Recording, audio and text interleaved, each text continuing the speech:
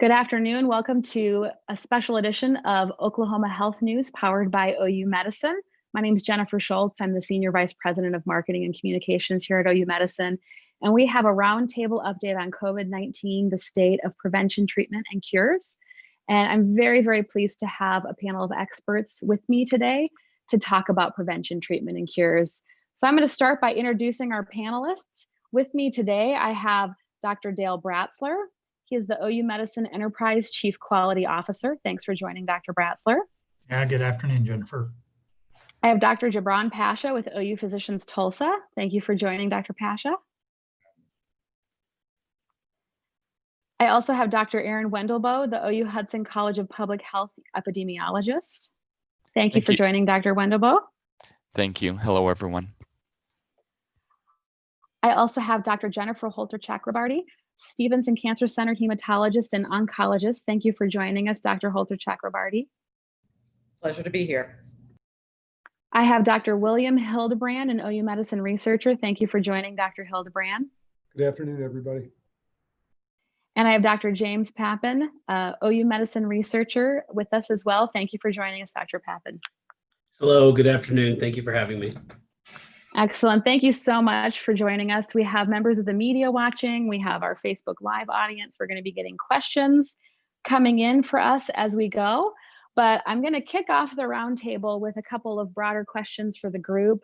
And I think I want to maybe just start with the media has been talking about it lately. We've certainly been paying attention to the numbers around COVID-19. There is a spike in current cases in Oklahoma. We wanted to hear from the group on where we're at now with COVID-19 and what we're attributing to this current spike in cases. I'm wondering if Dr. Bratzler might start us off with answering that question. Yeah, thank you, Jennifer. I'm happy to talk about it. So I think most of you know that we've seen a real surge in new cases in Oklahoma that started right around the 1st of June, really became apparent that we were seeing a real substantial increase in the number of cases in the second week of June. If someone could pull up the PowerPoint slide, I will just highlight that data very quickly.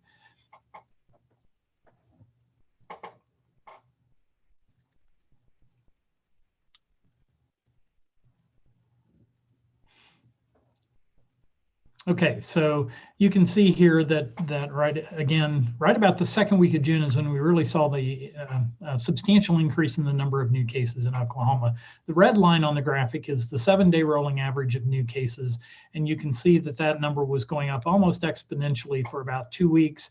It kind of tapered off over the weekend. We had a few less cases, and then today we had a big spike of 585 newly confirmed cases that were reported.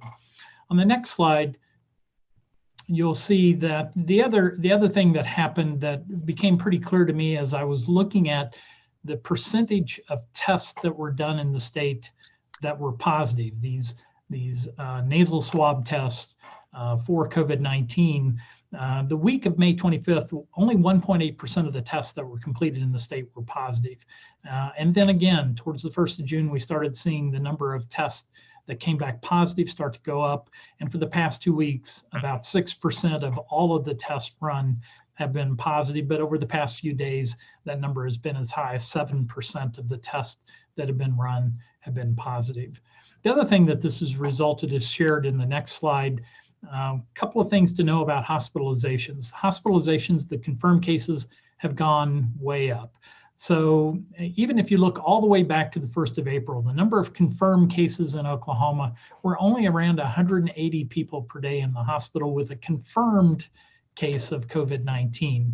As of yesterday, we had 228 people in Oklahoma in a hospital with confirmed COVID-19 and almost 100 that were in an intensive care unit. So I think going forward, we're going to see more deaths in Oklahoma because we have some very, very sick people that are now hospitalized with this disease. I'll stop there, Jennifer. Thank you, Dr. Bratzler. You know, hearing that kind of leads me to a question that I think Dr. Holter Chakrabarty might be able to help us with. As these cases rise and as hospitalizations are starting to mirror and follow suit, thinking about that through a physician's perspective, tell me a little bit about how treatment planning is approached in a hospital setting with what we know of as a relatively new virus. It's just been in the United States in 2020, really early 2020. What does that look like? So I think the most important thing with treatment for COVID-19 is that it requires multi-specialty care. It's not just involvement of just the infectious disease physicians that help prescribe the antiviral therapies, but it also requires our vascular colleagues, because there is an element of vasculopathy or clotting that we see with these patients. It also requires the input of physicians like myself. I do bone marrow transplant and I do cellular therapy, and we see a very similar type of syndrome that occurs when we give these cells, where your immune system just kind of goes all wacky. And in these patients, their immune system is very hyper and gets very excited and starts fighting themselves almost. We call it a cytokine storm. So it's something very well known to us. And so when we bring all these colleagues together, along with our ICU practitioners who help us with the supportive care needs with ICU ventilators and medicines to help keep the blood pressure up, we can bring everybody together and treat this virus effectively. So as I'm thinking about that, a lot of times we talk about COVID-19 and I think sometimes, at least for me as a person who's not scientific, we try to put it on two ends of the spectrum: inpatient in the hospital or asymptomatic or a little bit sick at home.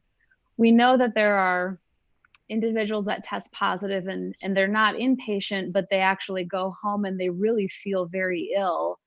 What does that treatment look like for a physician when the patient has COVID-19 and there may be an isolation at home? How is that different?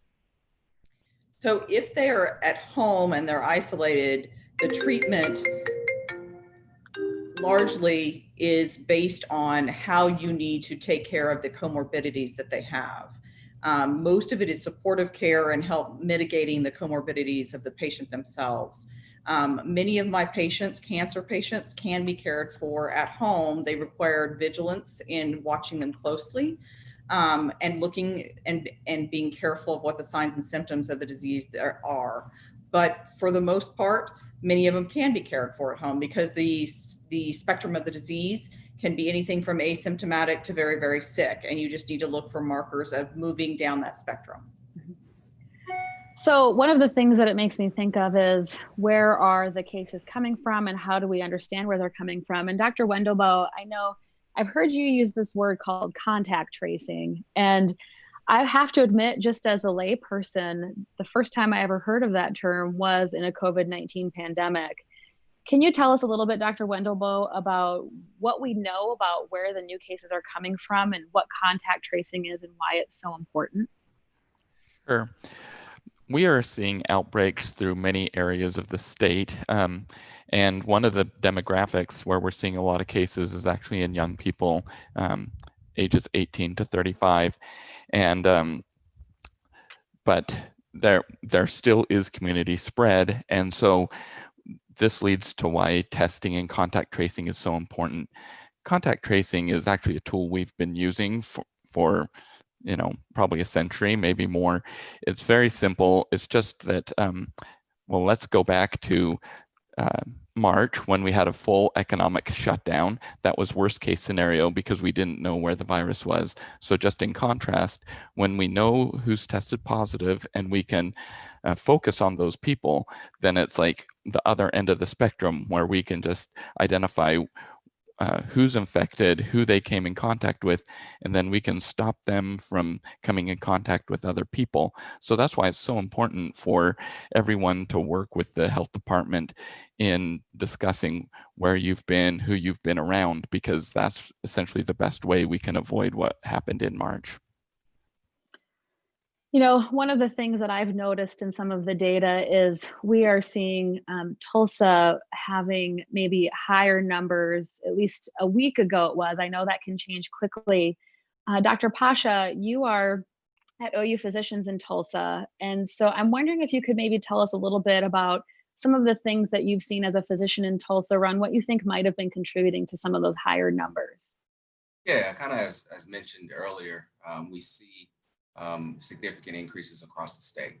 And usually that's going to be driven by what's going on in your metro areas, right? So, you know, what's going on in Oklahoma City and specifically what's going on in Tulsa clearly seem to be driving the state's numbers. Part of it has to do with kind of the population density. Tulsa, although they have a little bit lower population than Oklahoma City, their population density is a little bit higher. And so that may be contributing as well. Otherwise, there aren't really many factors that seem to be sticking out as to why we're having kind of a hotspot, if you will, in Tulsa. You know, across the board, we aren't terribly happy with the caution that individuals are taking in terms of mask wearing. And it tends to be that young group that was just mentioned, that 18 to 35, while our older individuals tend to be a little bit more careful, knowing that their risks are a little bit higher. They're staying home, or at least for the most part, wearing masks when they're out and about. And so our young population, unfortunately, really seems to be driving some of the numbers we're seeing. You know, Dr. Pasha, early on, we talked a lot about public health practices of hand washing, really good hand washing, physical distancing, and really talking about the virus on surfaces. Now we started talking a lot more about masking, and we've been talking about that for a while. Tell me a little bit about why masking is so important. You know, when we really were in the middle of the pandemic, there was really this want and this need for a magic bullet in terms of treatment. And it's looking like right now, we're not going to really find a magic bullet that's going to cure most of the people who have COVID. Really, the best thing we can do, there's several things. One is socially distancing, right? And two is taking precautions, wearing masks. And we know that because this virus has a large number of asymptomatic patients, it's really hard to know if you have it, just by the definition of it. And while a lot of people who get it won't get sick, that's good. But the flip side is a lot of people who don't know they have it can transmit it to other individuals. And so wearing the mask really isn't about you. When I go to the store and I have a mask on, it's not about me. It's about the possibility that I could be an asymptomatic carrier and I could transmit it to strangers or family members or coworkers. And so it is profoundly important that people really grasp the significance of what universal masking can do for this pandemic. You know, one of the things I was thinking about with universal masking, I think, Dr. Bratzler, I've heard you talk about this too, around the respiratory droplets, I think is what you call them. And lately there is this image circulating on social media. So many of our Facebook users have potentially seen this, and it's what a culture dish, I think is what it's called, looks like with when you're wearing a mask and when you're not wearing a mask, around things like speaking, sneezing, and coughing. Dr. Bratzler, can you talk a little bit more about the respiratory droplets aspect of this? I want to say that you've had some interesting images that you've shared at different points in time with us about that. Yeah, thank you. So when you speak, sing, cough, sneeze, droplets come out of your mouth. You don't see them. They're very small, 5 microns or smaller, but they can travel long distances. If you sneeze, those droplets may go as far as 25 feet. So it's very, very important that we do whatever we can to keep those droplets. If you happen to have the infection and those droplets come out of your mouth, those droplets will carry the virus. And if somebody else inhales those particular droplets, then they can get the disease. So wearing a mask, principal reason to wear a mask is, just as Dr. Pasha said, to keep the droplets in, to keep them from getting into other spaces. I see patients, and so I don't know if I potentially got infected and had no symptoms. I would have no reason to seek care, and I wouldn't have any reason to self-isolate if I didn't know I had the disease. But I always wear a mask because if I happen to be infected and were asymptomatic, it would keep the droplets in my mouth from coming out and potentially infecting somebody else. The image you talk about is a Petri dish, which just simply shows that if you set a media to capture bacteria in particular, when somebody speaks, they come out of your mouth, and that's the purpose of wearing a mask, again, to stop those droplets from coming out.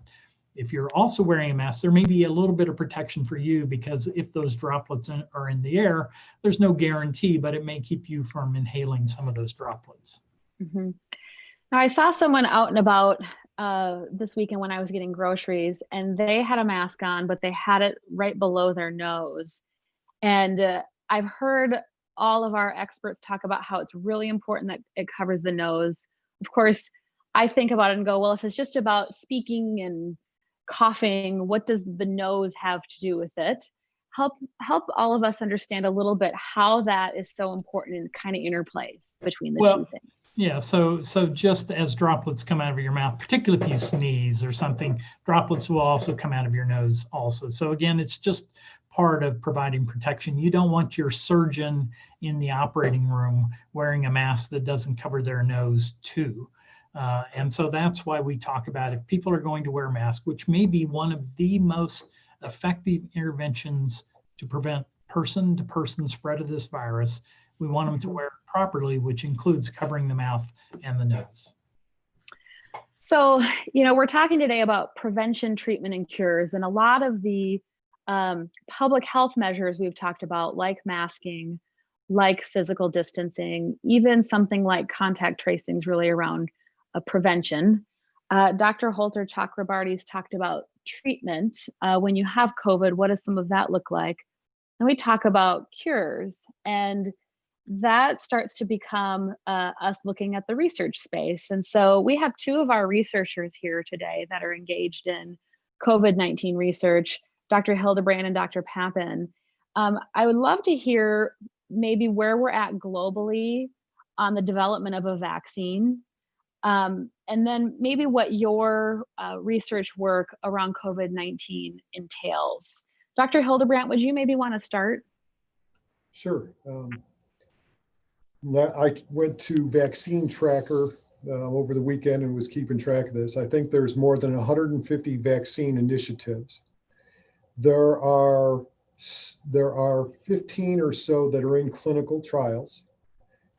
There's one, the lead vaccine is AstraZeneca's, which is now gone to phase 3.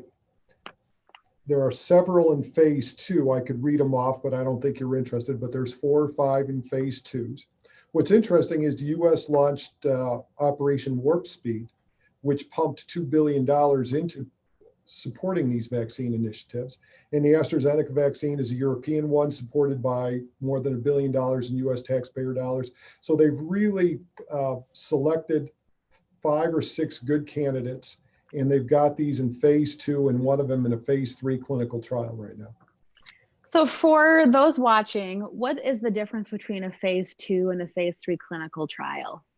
Well, and I'll also let my colleagues here, especially the physicians, add on to this. Phase 1 is safety. So it's just about safety. Is this thing going to have any adverse reactions? Phase 2 is more safety, but does it have some efficacy? Does it start to get a response? And then phase 3 is typically thousands of people, where you're looking at the long-term effects, long-term protection. You're also measuring safety, and you're measuring protection.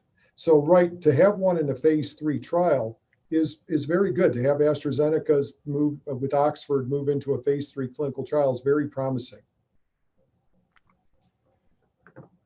Thank you so much. Dr. Papin, tell us a little bit about some of the work that you are conducting currently at OU Medicine around researching COVID-19. Sure. So one of the big projects we have going right now is a project that's centered around immunity post-infection. And so currently we're looking for they're collecting blood from volunteers here working at the Health Sciences Center and looking at antibody response. So we want to know from individuals that work in a healthcare setting, what is the seroprevalence? And secondary to that, we want to know if you do have antibodies, are those antibodies actually protective for disease, to prevent disease? And so we use our biosafety level 3 lab that we have here at the university to actually take the blood from those patients and the antibodies from those patients and see if they're able to block the entry of the virus into cells in the lab. And it's important that we have that biosafety 3 lab on campus here because it allows us to conduct the research with this virus that is currently causing the pandemic. That lab is specialized and has specialized facility controls, and we implement specific PPE, personal protective equipment, to work in that lab to keep everyone safe, to keep the environment safe, and perform work with that virus and look at the ability of these antibodies to actually protect against infection in a laboratory model. So one of the things that research makes me think of, just as a person that is a non-scientific person, I think about this a lot of times through conversations I have with my friends and family. Thinking about all of the vaccine studies that are going on right now, and some of them are in a phase 2 or a phase 3. Why are so many institutions engaging in vaccine studies if perhaps we are maybe closer to a vaccine in a phase 3 study and other studies might be in a phase 1? What is the reason why we would engage in that many different studies across the globe? Yeah, so I think the important thing to highlight there is that equates to the old saying, don't put all your eggs in one basket. So we don't want to put all the money into one vaccine that looks very promising early on and then have it fail late in the process. So instead, we'll put money into multiple vaccines with the hope that in the worst case scenario, they're all successful and they all have doses ready to distribute to the public and help protect many people. Because the other thing I think to build upon this to know is that, normal timeline for development of a vaccine is 7 to 10 years. So this Operation Warp Speed that's happening currently is pushing 12 to 18 months. And most vaccine manufacturers that have these high quality candidates that Dr. Hildebrand talked about, a handful of them, 5 or 6, are really hoping that, early next year and first quarter next year, these will be available to the public. And it's important for the public and non-scientists to know that even though this process is significantly shortened, it's not because safety is being pushed to the side. It's actually just a change in the sequence of events that occur. So traditionally, you talk about phase 1, phase 2, phase 3, all the preclinical development that happens before that in the laboratory. Those are sequential, and those happen in a way that the next one doesn't occur until the previous one is successful. And there's lots of review and meetings with the FDA and timelines along the way. Many of the companies now that are invested in these high quality candidates are very familiar with this process, and they're working hand in hand with the FDA to expedite this process. And one of the ways in which that expedited is the high volume of money that's been injected in a short period of time for development of these vaccines. And that's to ensure that we can move these along the pipeline as soon as possible, but also, as you asked, so that we can move multiple candidates to ensure that when we get to that time point that we're shooting for, that we have not only multiple successful vaccines, but also instead of waiting until we have a quality phase 3, we actually can start producing doses of that vaccine and get stockpiles of it by the time phase 3 is successful. And then at that point, they're already there, ready to give to the public. Hey, Jennifer, So, Jennifer, I'd like to add one thing from a clinician standpoint. If we assume in the United States that we would need to get about 60% of our population with immunity to achieve what everybody talks about, herd immunity, we'd have to give, assuming no infection, we'd have to give 198 million doses of vaccine. No company is going to produce 198 million. So it's going to take multiple companies building the vaccines to get there.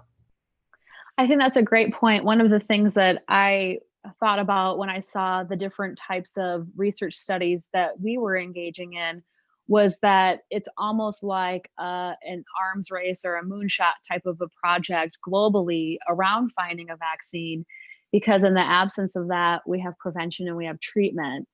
One of the things that makes me think of is, as we start to learn more about the virus, what does that look like as far as treatment protocols? And I'm wondering, Dr. Holter Chakrabarty, if you could maybe share with us how treatment protocols have been set up, and if they've changed at all in the last 3 months as we get more research and study about the virus, or if those protocols have tended to remain kind of similar from the outset of the outbreak.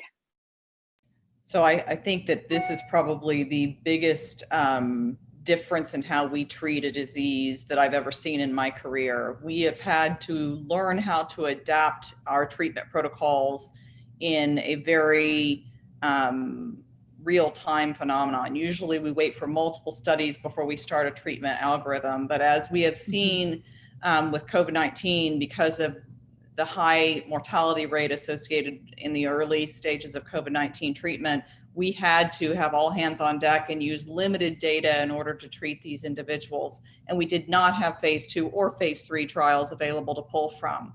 For that reason, we began to use limited data. And for that reason, sometimes we were using medications that did not have the strength that we normally rely upon. I'm going to throw out words like hydroxychloroquine and azithromycin. These were early on medicines that we used even here at the University of Oklahoma. But as those data came in and we saw clinical trials that proved that they were ineffective, we had to change our treatment algorithm and move to better, more reliable therapies. When I spoke about the cytokine storm before, we went through tried and true medications that we used in my area of expertise, like tocilizumab. And there is an NCI trial that we are a part of for using tocilizumab in cancer patients. There's a current NCI trial using that for COVID-19, but is not available all throughout the US.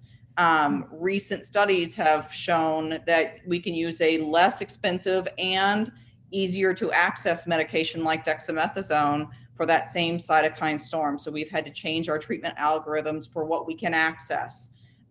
When remdesivir became available, as soon as that trial became FDA available, we were able to add that to our armamentarium.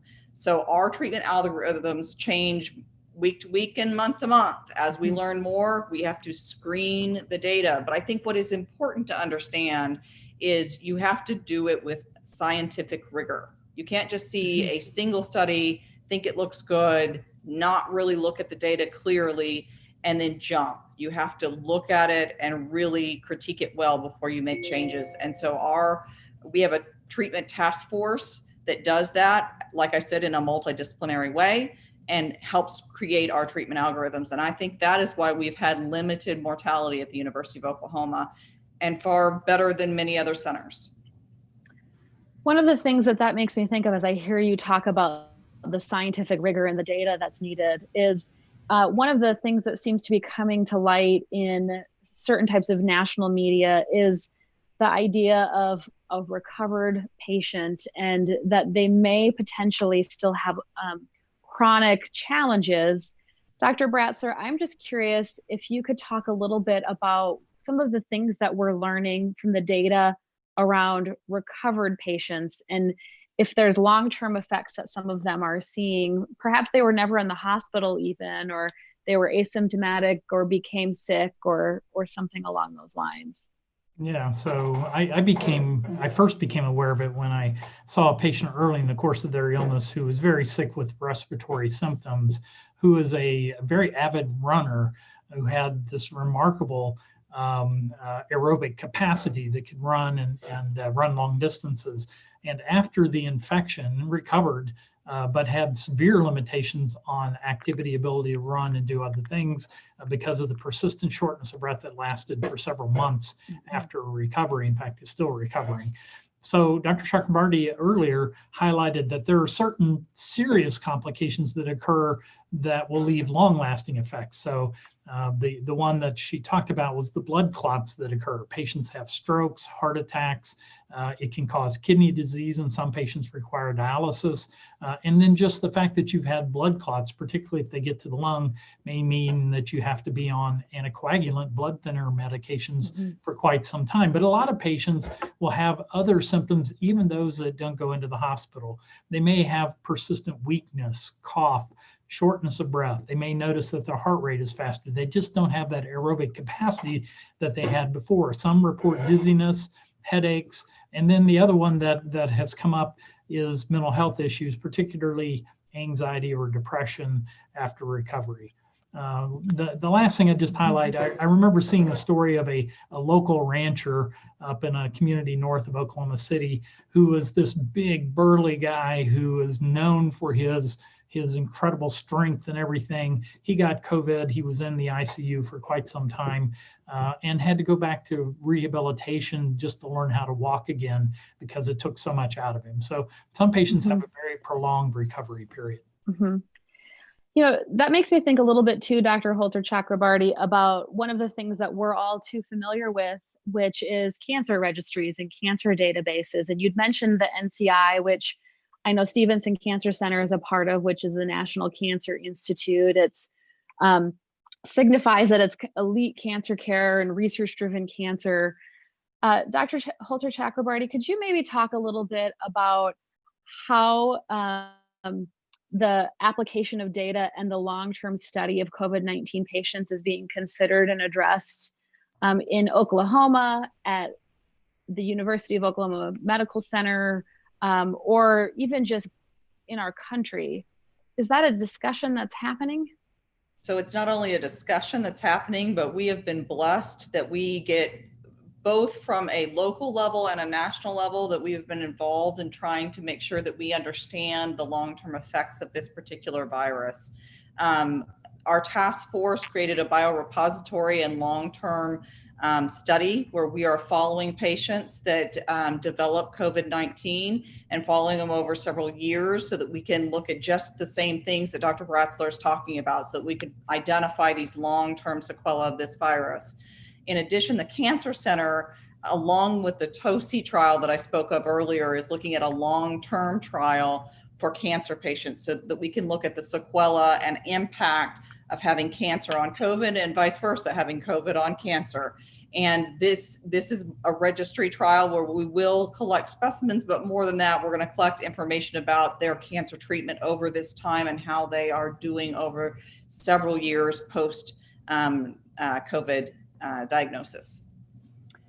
You know, that makes me think that there's been some early pieces that I've been reading about around certain socioeconomic groups or ethnic groups being impacted by COVID-19 either more heavily or differently than other groups. Dr. Pasha, I'm wondering if you could talk a little bit about what we know about that. Are we finding more cases? Why do we think that's the case? What does that look like through your lens? Yeah, I think really the first thing to say is that there isn't really anything unique to COVID in this context. I think, and my hope is that COVID essentially provides a spotlight to the disparities that already persist in society. And we do know that nationally in heavily populated areas like Chicago, New Orleans, Detroit, underrepresented minority groups are getting COVID at higher rates and they're dying from COVID at higher rates. And there's several things that are probably contributing. Underrepresented minorities tend to have more comorbidities, right? And so you add an acute illness on top of chronic illnesses, your mortality rate they're gonna increase. But also underrepresented minorities tend to be our frontline workers at a higher percentage, right? And they also tend to have more socioeconomic stressors, right? And so that economic cushion that many of us have had to rely upon during the shutdown may not be available to a lot of minorities. And so they have to go to work.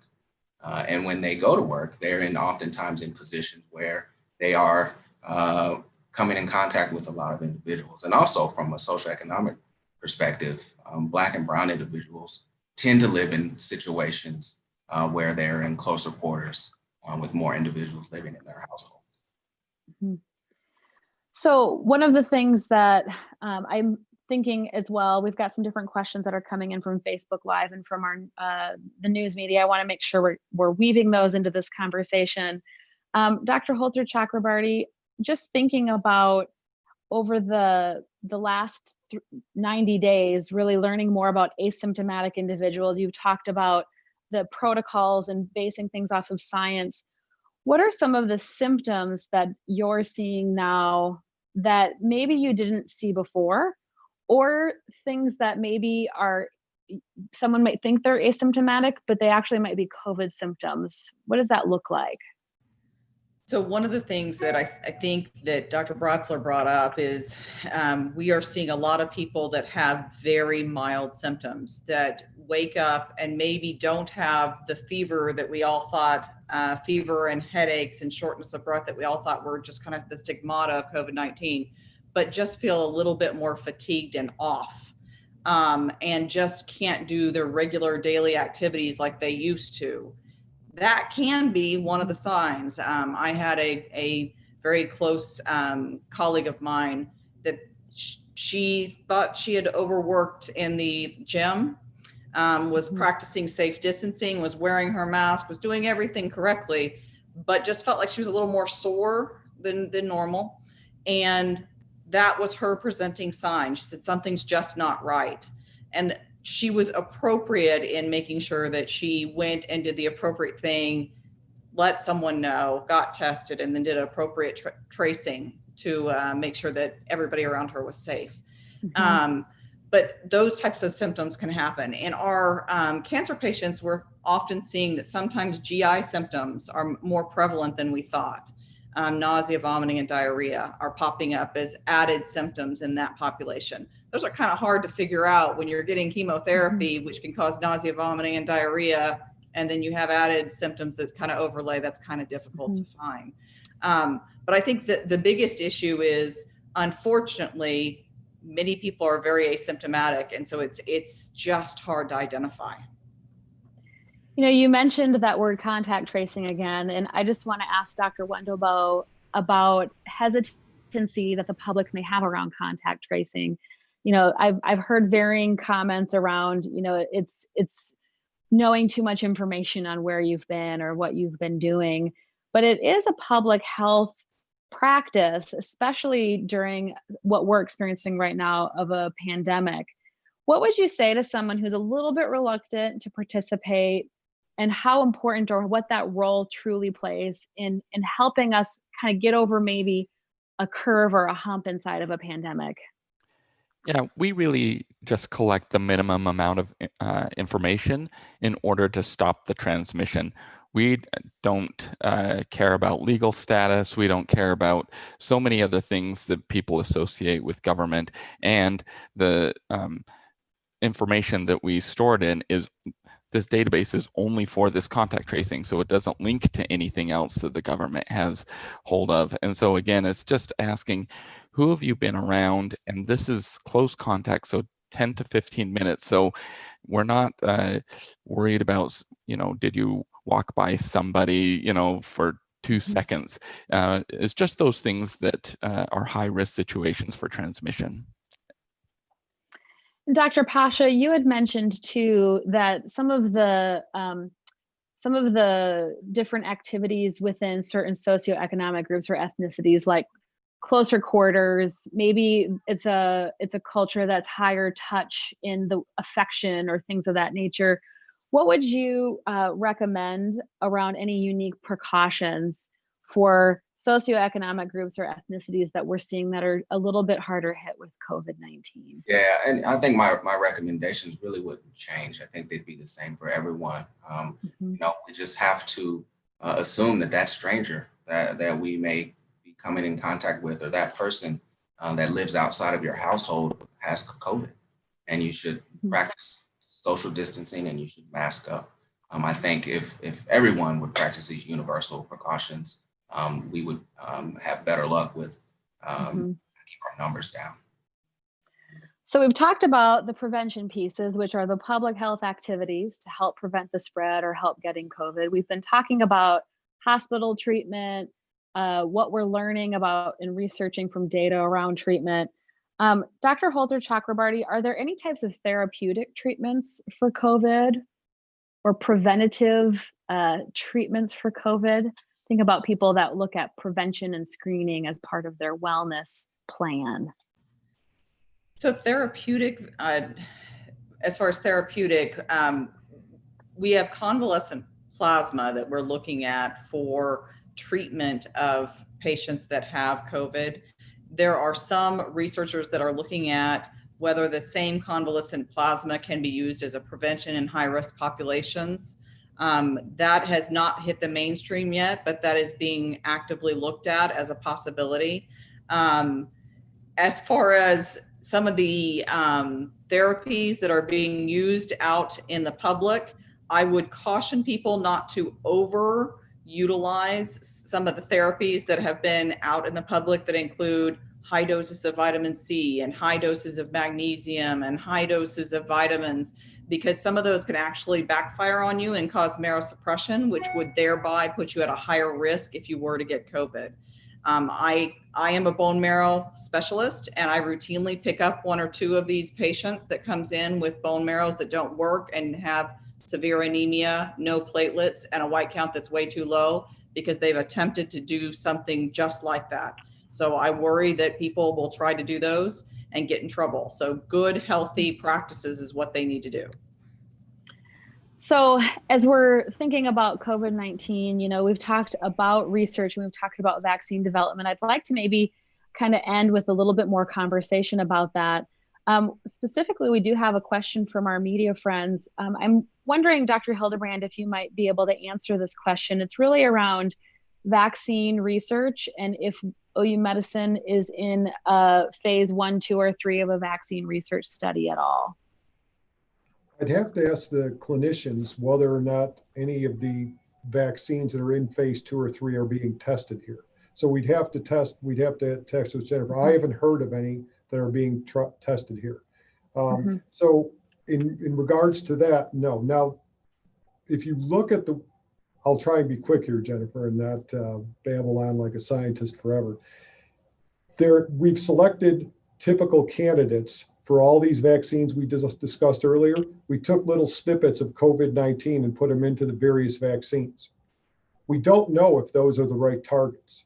So what I've been working on with Dr. Papin and others on campus and with biotech companies is, in the event we're not targeting COVID-19 the right way with this current generation of vaccines, what is the right way to target COVID-19? And we can build that into the next version of vaccines. So that's what I've been involved in, and that's what I understand that other people have been involved in on campus.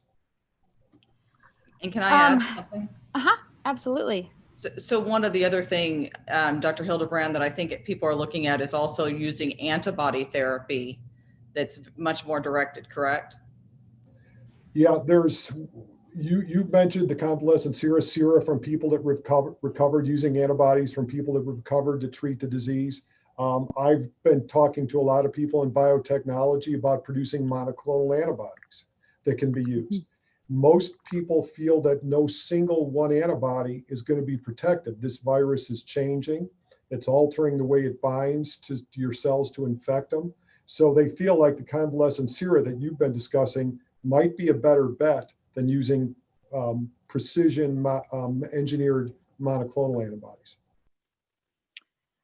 So thinking about that, you know, it sounds like between treatment and the development of treatment protocols and research and understanding the virus, that is constantly evolving forward globally, in the United States, here in Oklahoma, and here at OU Medicine. It's one of the things I maybe want to hit hard on for all of our viewers is that the public health prevention measures of physical distancing, hand washing, wearing a mask, staying home when you can, staying home if you feel sick, and really using those cautions when you're going about your business and society, those things have remained very much the same, or very few things have changed over this period of time. The things that we're learning about the virus and actually treating it and finding a vaccine is where the data and the science and the research is really coming into play, and why people are working so hard together. I'm trying to think again what Dr. Papin called the big initiative around vaccine development. You might have to remind me if you had a name for it. Operation Warp Speed. Operation Warp Speed. Thank you. So Operation Warp Speed is something I think all of us are going to take away and want to be watching closely, thinking about the vaccine development. one of the pieces, Dr. Hildebrand and Dr. Papin, that you were both hitting on throughout this is around safety and efficacy of a vaccine. So when a vaccine's ready, which it sounds like people are saying maybe early 2021, should we all feel comfortable with the effectiveness and the safety of that vaccine? And what are the things that the high points of what would occur for it to be in the market for us to feel that way? James, do you want me to go first and then you can add on? Sure, go ahead. There's a number of questions, and I think everybody on this presentation could address these questions. What population will we give it to first? Older people are most at risk, yet these vaccines tend to work less well in those populations, so you might see less protection. Dr. Bratzler mentioned earlier, what percent herd immunity do we need? We think the estimates I've seen is we need 60 to 70% herd immunity. So we might go for populations where the vaccine's more effective. Manufacturing of the vaccine. If you look at this Operation Warp Speed, they've invested in vaccines that they'll be able to make many copies of quickly. So they're preparing to manufacture these. So there are a number of things to consider. Will children get the vaccines? If you look at the mortality, I think in the US, less than 20 children, and someone can correct me if I'm wrong, have died because of this virus. So if the safety isn't there, the vaccine might not go to children right away. So there's a number of things to consider. And James and anybody else who'd like to jump in here, I'd be interested to hear your point of view. Yeah, just to build on that a little bit more, and a point I tried to make a little bit earlier is that while historically vaccines are 7 to 10 years, there's some other vaccines like the Ebola vaccines that got developed were shortened timeline. Those were about 5 years. Even though this initiative to bring a vaccine to market and available to the public as quick as possible with an estimated timeline of 12 to 18 months is much shorter than the historical narrative that we see for vaccine development. All of those safety protocols are still in place. So there will not be a vaccine approved by the FDA that has not gone through all of the same safety hoops that any other vaccine that's been developed has gone through. And therefore, if a vaccine is approved and available to the public, whether that's to, in the beginning, a certain demographic of 60 to 65 or older, or those with comorbidities first, I think everyone should feel comfortable in the fact that it will be a safe product that can be taken to help protect you against a disease that you have, as we go day to day, a higher and higher risk of contracting. Jennifer, So, I think one other population that might be high priority will be first responders and healthcare workers who are in the face of patients with this disease because it's highly contagious. So people who have a very high risk of getting it are maybe some early, first people to get the vaccine. Yeah, that's a really good point. Just real fast is that a lot of the companies are actually looking at adding that as part of their phase 3 trials. So, and looking at emergency use authorization of these lead candidates in the fall of this year and first responders as part of their phase 3 to show efficacy. So that's great to hear. That's great to hear. Well, I just have one final question, and I'm wondering, Dr. Bratzler, if you could maybe help me out with this one, because I've heard you talk about it before. I think back to SARS and H1N1, and several of us watching might remember those two words in the background, and it seems like they were seasonal or they somehow disappeared. And from what we're studying and learning, do you think that that's a possibility with COVID-19? I think all of us were wondering early on whether this particular coronavirus would be a seasonal virus, because most coronaviruses that typically infect humans are seasonal, but we're not seeing it with this particular virus at all. All you have to do is look at states like Texas, Louisiana, Florida, Arizona, which are very warm, temperate, humid, and they're seeing, exponential growth of cases with real public health problems now in those states. So at least at this point, we may see another big surge of this virus in the winter months when respiratory viruses often do transmit more. But at least for now, we haven't seen this virus didn't go away like some people had predicted.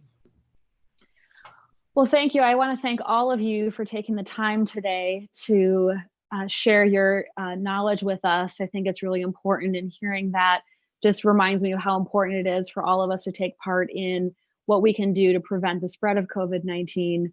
Also, the importance of scientific-based and data-based treatment therapies, and then, of course, the ongoing global pursuit for vaccines and cures. So I want to thank all of you for taking the time today, for joining us. We're going to be back here next week with more Oklahoma health news. It's going to be back to our regular format. Today was a special program. Thank you all for joining, and have a great day.